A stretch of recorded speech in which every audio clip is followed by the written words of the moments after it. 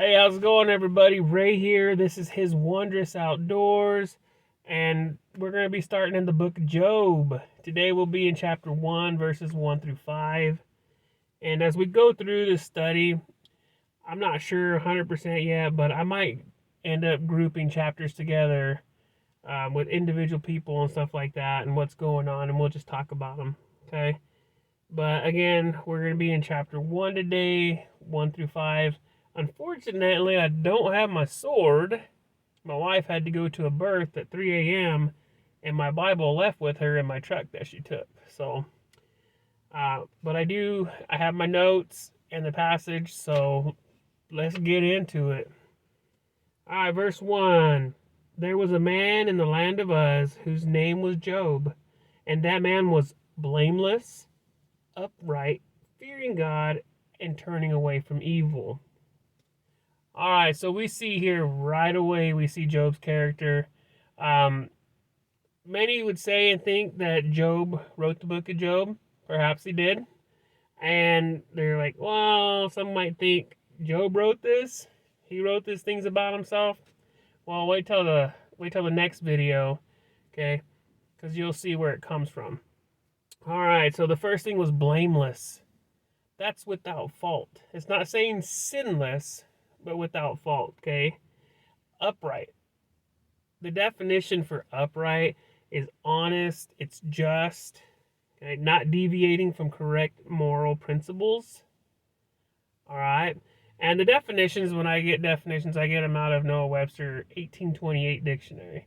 And I'll put a link in the description to where you can get to that website. It's actually really good, and they do point out biblical references as well. Okay. The next thing it says is that he feared God. Fear God? That's a healthy fear, okay? And that's what causes him to turn away from evil, as it says in the scripture, in the end of verse 1. So we know he's blameless, he's upright, and that he fears God and turns away from evil. Awesome. Verse 2. 7 sons and 3 daughters were born to him. His possessions also were 7,000 sheep, 3,000 camels, 500 yoke of oxen, 500 female donkeys, and very many servants. And that man was the greatest of all the men of the East. All right. So we see here Job was wealthy. He's a very wealthy man. And we'll see later in the book his wealth, okay, and how he uses it. But here we see that he was wealthy in family, he's wealthy in livestock, and he's wealthy in servants. All right. And that's awesome. And you can see through his godliness, right? It says he turns from evil. He's upright and he's blameless, okay? You can tell through his godliness, his wealth, and his status that he was rightfully called greatest man of the East. All right. Let's go on to verse 4. That was verses 2 and 3, sorry. Verse 4. His sons used to go and hold a feast in the house of each one on his day, and they would send and invite their 3 sisters to eat and drink with them. All right. So it says each of his sons would have a feast in their home on their day, which was likely their birthday, okay? And that they would invite their sisters to join them and partake in the celebration. So they would get to eat and drink with them. All right. And I believe this shows a happy, blessed family that likes to celebrate special days with one another. Okay. And verse 5, I'm not reading the verse yet, but in verse 5 it begins with, when the days of feasting have completed. All right. I just want to say that real quick, just because I want to point out that it says on here that they invited their sisters to their own home, so they must be adult children, okay, which is important as well. But they would go to their house, they would eat and drink, it'd be a celebration, and it doesn't seem like it's a disapproved thing by Job by any means. Okay? Like, it's not ill intent. It's not saying they're licentious. It's not saying they're getting drunk or things like that. All right, it doesn't reference that at all.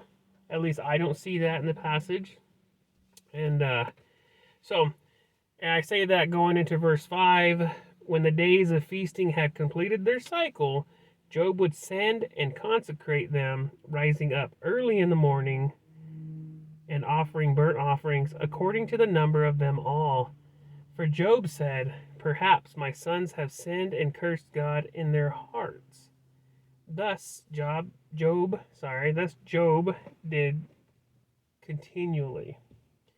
All right, now we're going to see Job's love and his concern for his children.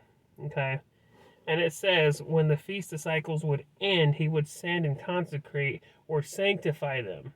Okay, and he would offer burnt offerings for all of them, as it says, and offering burnt offerings according to the number of them all.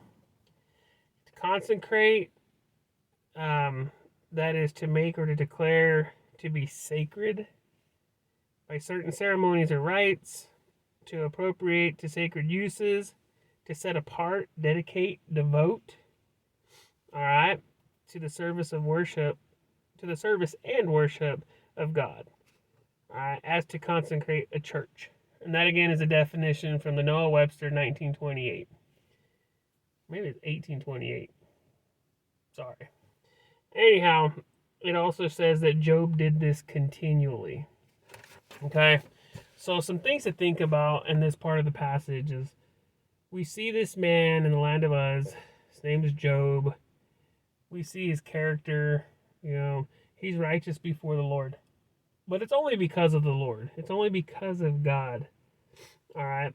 And we'll see in the next video how God blessed his hand in work, and how he's just blessed his home and his family. All right, but we see that Job is a good father, the same way God is a good father.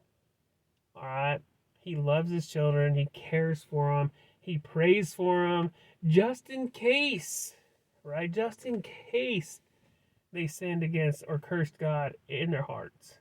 So, all right, guys, that's verses 1 through 5. And stay tuned.